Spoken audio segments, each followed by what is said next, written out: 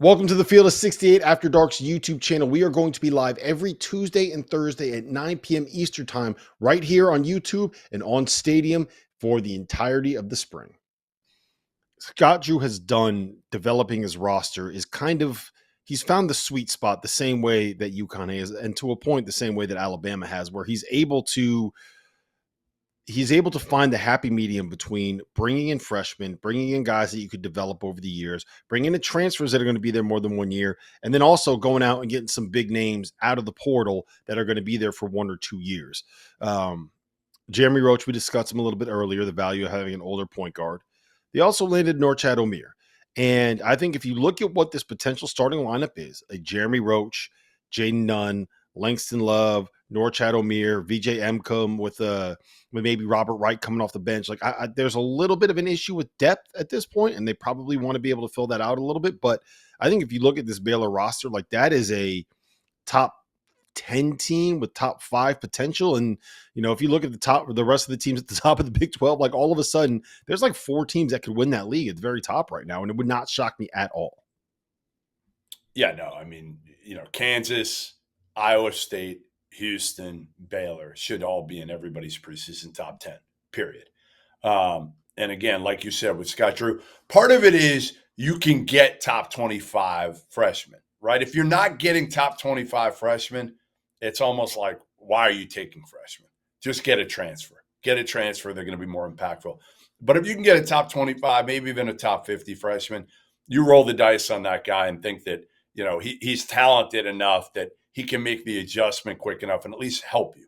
He may not be a star, but look at Jacoby Walter last year. He came out of the gates. He was terrific. He had a really good freshman year. Yves Missy had a good year. Maybe not a great year, but a pretty darn good year. And you mix it, and I think the key, like you said, is like Jeremy Roach, a fifth-year guy who's won a ton of games at Duke and played a ton of games. Norchad, I would make the argument that I think Norchad might be as valuable as almost any transfer in the portal because of the intangibles, because of the toughness, because of the character. Obviously, he's a guy who's done at the highest level. I mean, he averaged 17 and 10 at Miami. He's averaged a double-double all 4 years that he's been in college, which is a crazy thing to think about when you also factor in he's played in Elite Eight and he played in the Final Four just 2 years ago.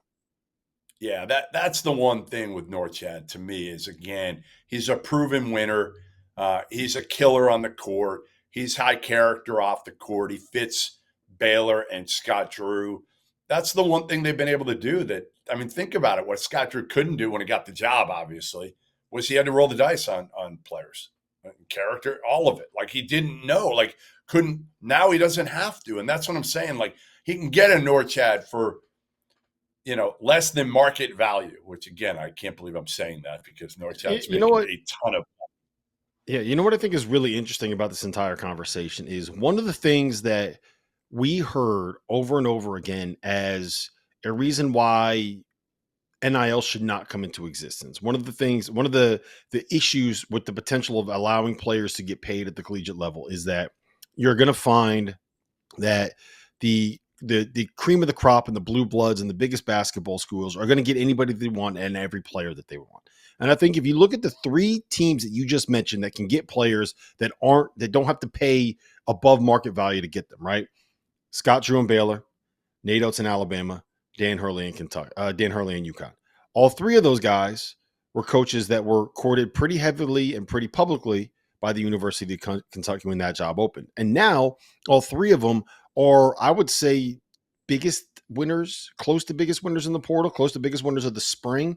And I just think it's really interesting how the exact opposite has happened, right? Well, the exact opposite has happened where we thought that the advent of NIL was going to be something where all of a sudden players are only going to go to the places that can pay the most and the blue bloods are going to be able to get any player they wanted. And the exact opposite has happened where Kentucky and North Carolina and Duke are kind of getting beat for guys and also are losing guys out of the program that maybe they didn't necessarily want to do. It's just, I think it's an interesting dynamic seeing what we were worried about versus what is actually happening now that NIL has come into existence. Well, the other part of it is how many guys can you have? before kids start looking at your roster and they're like, okay, yeah, you could have a salary cap of $6.5 million, which Arkansas could have right now. I don't know. But realistically, like, how many dudes can you bring in your roster before kids are starting to look at it and they say, like, well, I'm not going there. They already have 7 guys that I know are going to be in their top 7. Like, I'm not fighting for playing time. I'll go somewhere else and get paid maybe a little bit less or the same at that point, because Arkansas doesn't have unlimited resources. And all these other schools, a lot of them have missed out. So they've got this bankroll now sitting around, and they gotta get somebody. So I think that's part of it too. As you go deeper into the portal season, you've got guys making decisions, looking at rosters where early on, let's face it, it was like a blank slate at Louisville, at Arkansas, at Kentucky, at USC, at all these places. Thanks for watching the Field of 68 After Dark. Make sure to hit that like button.